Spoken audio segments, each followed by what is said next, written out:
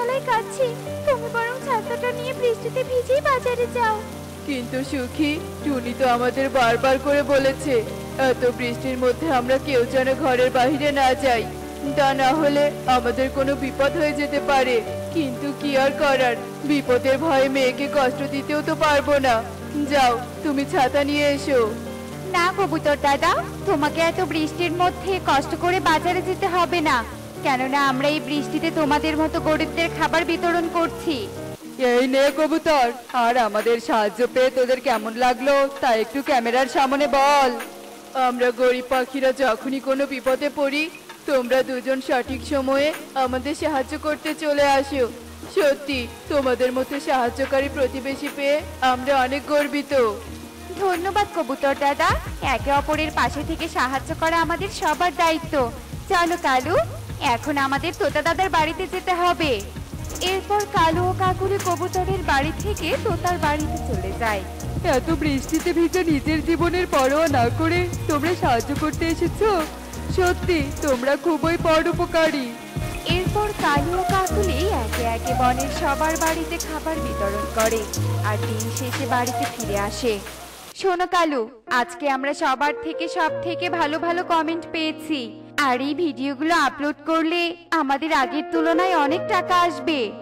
আর সেই টাকার সামান্য কিছু কম দামি জিনিস গরিবদের দিয়ে আমরা আবারও ভালো ভালো কমেন্ট পাবো, আর আবারও ইউটিউব থেকে টাকা পাবো। হা হা হা হা হা। আর এভাবে চলতে থাকলে আমরা তো অনেক ধনী হয়ে যাব। বলো মা, আজকে আমাকে কি শেখাবে? তোকে সবকিছু শেখানো হয়ে গেছে রে মা, তাই এখন তোর একটাই কাজ, আর সেটা হলো আজকে তোকে পাখিদের বনে যেতে হবে আর সেখানে গিয়ে গরিব দুঃখীদের সাহায্য করতে হবে। আচ্ছা ঠিক আছে মা, তবে আমি কালকেই সেখানে যাব। এরপর দেখতে দেখতে সেই দিন কেটে যায়। আর পরের দিন পরিকন্যা পাখিদের বনে চলে যায় আর এদিক সেদিক ঘুরে গরিবদের খোঁজ করতে থাকে। হ্যালো দর্শক বন্ধুরা, এই যে আমাদের ক্যামেরায় যাদেরকে দেখতে পাচ্ছেন, তারা কেউ নয়, তারা হলো সাহায্যকারী কাকের পরিবার। তারা অন্যদের সব সময় সাহায্য করেন, আর তাদের পরোপকারের কথা ইতিমধ্যে আপনারা সকলে ভালো করে জেনে গেছেন। সত্যি আমাদের সবার মন মানসিকতা কাকের পরিবারের মতো হওয়া উচিত। আমাদের এত প্রশংসা করার জন্য আপনাদের অনেক ধন্যবাদ। আপনারা এখন আসুন। তার মানে এরা দুজন এই বনের সব গরিব পাখিদের সাহায্য করে। আমি যদি এদেরকে অনেকগুলো স্বর্ণ দেই, তাহলে ওরা গরিবদেরকে সেগুলো দিয়ে নিশ্চয়ই সাহায্য করবে। এতে করে আমাকে কষ্ট করে আর গরিবদের খুঁজে বের করতে হবে না। এরপর পরিকন্যা কালু ও কাকুলির কাছে চলে যায়। হে কি, হে আমি কি দেখছি? কালু, হ্যাঁ কালু, দেখো আমাদের বাড়িতে পড়ে এসেছে। তোমরা আমাকে দেখে ভয় পেও না, আমি তোমাদের কোনো ক্ষতি করব না। তাহলে তুমি এখানে কেন এসেছো? তারপর পরিকন্যা কালু ও কাকুলিকে সব কথা খুলে বলে, আর তার জাদুর কাঠি দিয়ে জাদু করে তাদেরকে কয়েক কলসি স্বর্ণ মুদ্রা দেয়। শোনো তোমরা, এখানের এক কলসি স্বর্ণ মুদ্রা তোমাদের, আর বাকি 4 কলসি স্বর্ণ মুদ্রাই বনের সকল গরিবদেরকে দিয়ে দিবে, আর তাদের সবাইকে আমার কথা বলবে। তারা সকলে আমাকে যেন আশীর্বাদ করে। আরে বাহ, ওই পরীটা তো অনেক উপকার করতে এসেছে, ভালোই হয়েছে। আমিও তো খুব গরিব, বনে কোনো ফল না থাকায় ফল কিনে খেতে হয়। এদিকে আমার কাছে টাকাও নেই, আমি বরং কালু আর কাকুলির কাছে কিছু সাহায্য চাই। পরিকন্যা সেখান থেকে চলে যায়। আর ঠিক তখনই প্রজাপতি কালু ও কাকুলির কাছে চলে আসে। এই কাকুলি, আমরা তো পুরো লটারি জিতে গিয়েছি, আর আমাদের ভিডিও করে ভিউ জোগাড় করতে হবে না, আর গরিবদের সাহায্য করার নাটকও করতে হবে না, কেননা এখন আমাদের টাকার অভাব হবে না। হ্যাঁ কালু, আমরা যে কয়েক নিমিষে অনেক ধনী হয়ে গেলাম। কালু দাদা, আমি অনেক গরিব, আমাকে 2টো স্বর্ণমুদ্রা দাও না। এই নে, আর কখনো আসবি না, আর এই সবগুলো স্বর্ণ ভর্তি কলসি আমাদের। প্রজাপতি খুশি হয়ে সেখান থেকে চলে যায়। আমি আইসক্রিম না নিয়ে যাব না, তুমি আমাকে আইসক্রিম কিনে দাও। এভাবে কাঁদিস না রে মা, আমি যে তোর এক গরিব হতভাগা মা।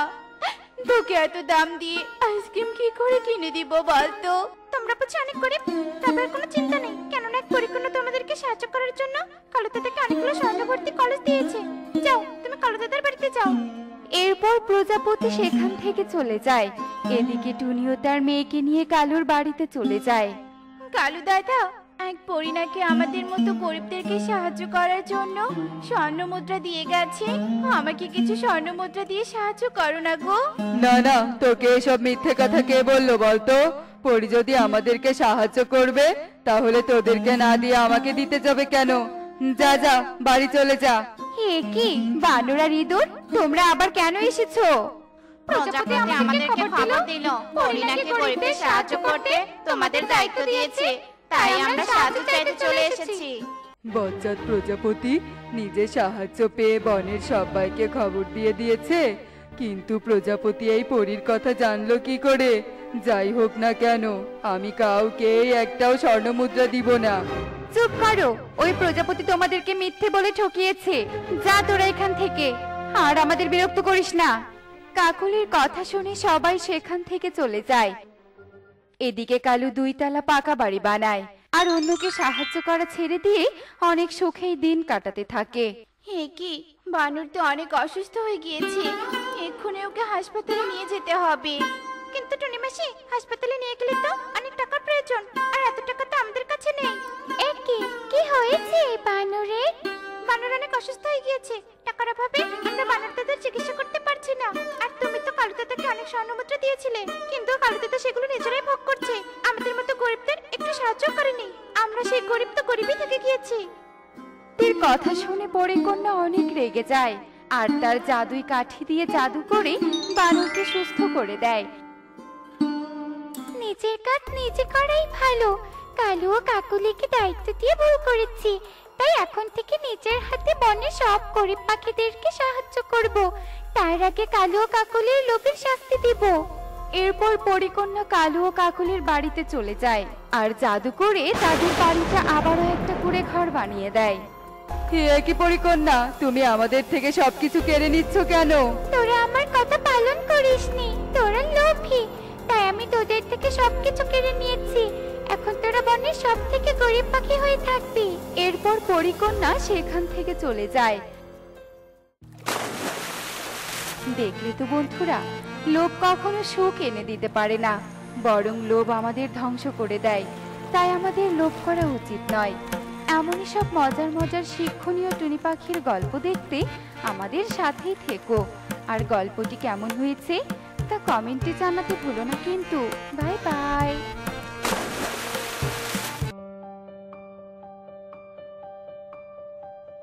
ঘটনা কি?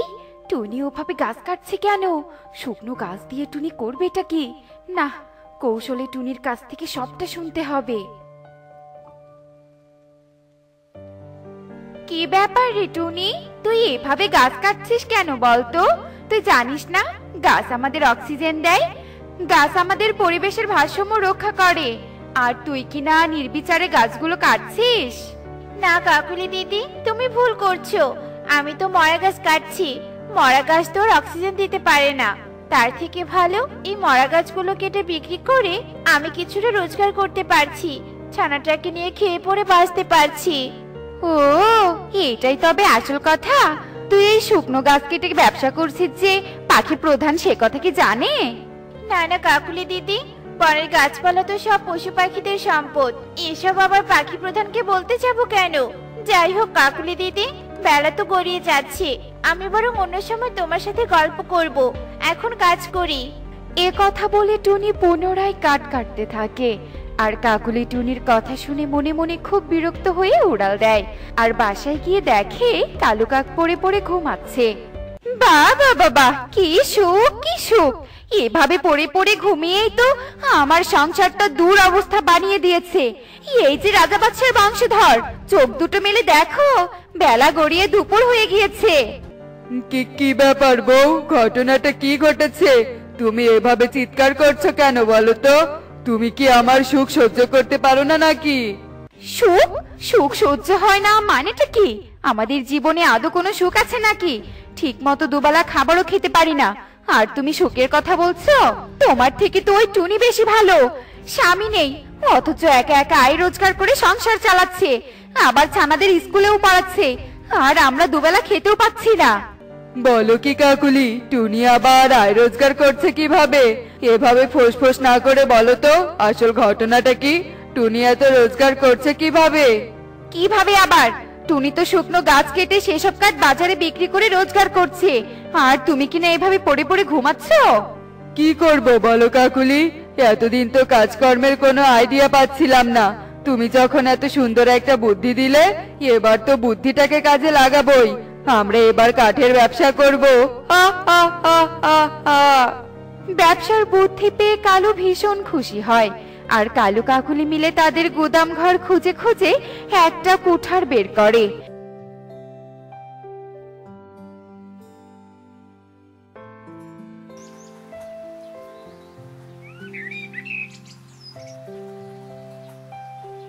পরদিন সকালে কালু আর কাকুলি মিলে কাঠ কাটতে বের হয়। টুনটুন টুকি, কোথায় তোরা? জলদি আয়, অনেক বেলা হলো যে, স্কুলে যেতে হবে তো। কই রে মা, তাড়াতাড়ি আয়। চলে এসেছি মা, আমরা দু বোন মিলে খাবার খেয়ে স্কুলে যাব মা। তুমি চাইলে এখন কাজে যেতে পারো, আমাদের নিয়ে একদম চিন্তা করো না, তুমি বুঝতে পেরেছো? আমি তো জানি রে মা, তোরা খাবার খেয়ে স্কুলে যাবি। তোরা তো আমার সোনা মেয়ে, তাই তো সব গুছিয়ে দিলাম। তোরা খেয়ে চলে যাস স্কুলে, আমি তবে গেলাম, কেমন? টুনটুন আর টুকি খাওয়া শুরু করে, আর টুনি কুঠোর নিয়ে বেরিয়ে পড়ে কাঠ কাটতে যাওয়ার জন্য। আর উঠতে উঠতে টুনি গাছ কাটতে গিয়ে দেখে কালু কাকুলি গাছ কাটছে। আরে টুনি যে চলে এসেছিস সকাল না হতেই, বলছি তোর আর কোনো সুযোগ নেই। এখন থেকে এই বনে আমরা কাঠের ব্যবসা করব, বুঝতে পেরেছিস? মানে কি কাকুলি দিদি, তুমি আর কালু দাদা কি পুরো বনটা কিনে নিয়েছো নাকি? বলো তো, তোমরা কাঠের ব্যবসা শুরু করেছো বলে কি আমি কাঠের ব্যবসা বাদ দিব নাকি? টুনি, তুই কিন্তু বড্ড বেশি কথা বলছিস। আমরা পাখি প্রধানের নিকট থেকে অনুমতি নিয়ে এসেছি বনে কাঠ কাটার জন্য, আর তোর নামে পাখি প্রধানের নিকট বিচারও দিয়ে এসেছি। তুই বনে কাঠের ব্যবসা করছিস, অথচ বন প্রধান জানেই না। পাখি প্রধান তো ভীষণ রেগে গিয়েছে। এবার যদি আমরা তোর নামে নালিশ করি না, তবে পাখি প্রধান তোকে বন ছাড়া করবে। বুঝেছিস তো? এবার এবার যদি তুই বেশি কথা বলিস, তবে তোকে আমরাই মেরে তাড়িয়ে দিব। কালু আর কাকুলির কথা শুনে টুনি হতবাক হয়ে যায়, আর কালু কাকুলি টুনিকে ঠোকর দিতে শুরু করে, আর টুনি কাঁদতে কাঁদতে সেখান থেকে চলে যায়। কি করবি বল টুনি, আমরা তো পাখি প্রধানের বিরুদ্ধে যেতে পারবো না। আমরা যে বড্ড অসহায় ছোট পাখি। আমি বলি কি, কালু কাকুলি তো খুবই বজ্জাত, ওদের কথা না শুনলে ওরা যে কোনো কিছু করে ফেলতে পারে। সেই ভয় তো আমিও পাচ্ছিলাম। তাছাড়া কালু দাদা আর কাকুলি দিদি তো আমাকে আক্রমণ করেছিল। আমি কি করব কিছুই বুঝতে পারছি না সুখী। কাঠের ব্যবসা ছাড়া আমি অন্য কোনো কাজও করতে পারি না, আর বাসার সামনে এক টুকরো জমি ছাড়া আর কিছুই নেই আমার। সেই জমিতে যে চাষাবাদ করব, সেই টাকাটাও তো আমার কাছে নেই। আমাদের মতো গরিবদের কপালই তো এমন, টাকার অভাবে আমরা অনেক কিছুই করতে পারি না। তবে টুনি, তোকে টাকা দিয়ে সাহায্য করতে না পারলেও আমি তোকে একটা বুদ্ধি দিতে পারি। কি বুদ্ধি বল সুখী, তুই আমার একমাত্র বন্ধু, তোর কাছে আমি ভালো বুদ্ধি পাবো। বল সুখী, কি বুদ্ধি দিতে চাস? শোন টুনি, এই বনে গাছ কাটতে না পারলে কি হবে, তুই বরং একটু কষ্ট করে পাশের বনে গিয়ে গাছ কেটে আনবি। ওই বনে গেলে তো আর কালু কাকুলি কিছু করতে পারবে না, আর সংসার চালানোর জন্য তো তোকে একটু কষ্ট করতেই হবে। সেই কষ্ট করতে আমি রাজি। আমার ছানা দুটোকে খাইয়ে পরিয়ে বড় করতে হবে। তবে তোর বুদ্ধিটা আমার পছন্দ হয়েছে, আর যত কষ্টই হোক না কেন আমি পাশের বনে যাব। দুই বন্ধু মিলে আলাপ আলোচনা শেষ করে টুনি উড়াল দেয়, আর এদিকে কালু কাকুলি বনের শুকনো কাঠ বিক্রি করে অনেক টাকা রোজগার করে। বউ, কেমন দিলাম বলো? পাখি প্রধানের ভয় দেখিয়ে টুনিকে একেবারে বোকা বানিয়েছি। আমার তো মনে হয় টুনি আর কোনোদিনে এই বনে কাঠ কাটার সাহসও করবে না। সে কথা আর বলতে, তবে তুমি এখনো টুনির কথা ভাবছো? আমি ভাবছি টাকার কথা। দেখো, কাঠ বিক্রি করে আমরা কতগুলো টাকা রোজগার করলাম। এরপর থেকে আমরা কাঠের ব্যবসা করব আর এভাবে টাকা রোজগার করব। হা, হা, হা, হা, হা। কালু কাকুলি হাতে টাকা পেয়ে যখন খুশিতে উল্লাস করছিল, ঠিক তখনই টুনি কাঠের সন্ধানে বনের সীমানা পেরিয়ে পাশের বনে যাচ্ছিল আর আশেপাশে তাকিয়ে শুকনো গাছ খুঁজছিল। কতটা পথ কষ্ট করে উড়ে এলাম, অথচ এই বনে একটা মরা শুকনো গাছও দেখতে পাচ্ছি না। আমার এত কষ্ট তবে কি বৃথা যাবে? না, আগে একটু বিশ্রাম নিতে হবে, তারপর না হয় ঠান্ডা মাথায় ভেবে দেখবো কি করা যায়। হয় বিধাতা, একটা পথ দেখাও। আর রোজগার করার কোনো ব্যবস্থা না থাকলে তো আমি আমার ছানাদের নিয়ে না খেয়ে মরে যাব। আহারে, বড্ড হতাশায় পড়েছো মনে হচ্ছে। আসলে কি হয়েছে তোমার বলো তো? এই বনে তো সাধারণত কোনো পাখি আসে না, এদিকটায় তো আমি থাকি। তুমি হঠাৎ এসেছো কেন বলো তো? এই বনে রোজগারের উপায় খুঁজতে এসেছিলে নাকি? পরীকে দেখে টুনি সামান্যতম অবাক না হয়েও পরীর সব প্রশ্নের জবাব দেয়, আর টুনির কষ্টের কথা শুনে পরীর মায়া হয়। কষ্ট পেও না ছোট পাখি, এই আখটা নাও। এই আখটা কেটে টুকরো টুকরো করে জমিতে রোপণ করো, আয় রোজগারের উপায় পেয়ে যাবে। আমার উপর অনেক দয়া দেখালে তুমি, আমি তোমার কাছে চিরকৃতজ্ঞ থাকবো। এ কথা বলে টুনি চোখের জল মোছে আর আখটা নিয়ে উড়াল দেয়। আর আখ নিয়ে বাসায় ফেরার পর টুনি তার জমি প্রস্তুত করতে শুরু করে, আর জমি প্রস্তুত হতেই আখটা টুকরো টুকরো করে কেটে ফেলে আর আখের টুকরোগুলো জমিতে রোপণ করে।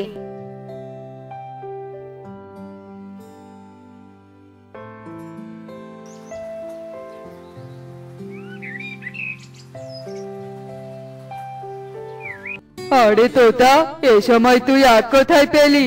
এই বনে আবার আখ চাষ করলো কে? তুই তো বনের খোঁজ খবর রাখিসই না, তুই আবার জানবি কি করে কে আখ চাষ করেছে? আহা তোতা, এত কথা না শুনিয়ে সোজাসুজি বল, আখ কোথায় পেলি? আর দেখেই তো আমার লোভ হচ্ছে। টুনি আখ চাষ করেছে, আর টুনির জমির মিষ্টি আখ কিনতে বনের পাখিরা তো লাইন দিয়েছে। টুনি এদিকে আখ কেটে বিক্রি করছে, অন্যদিকে আখের শাখা থেকে পুনরায় আখ বের হচ্ছে। একেবারে জাদুর কারবার। বলিস কি? তবে পুরো ঘটনা তো দেখতে হচ্ছে এবার। চলো কাকুলি, আগে টুনির জমির মিষ্টি আখি দেখতে চাই।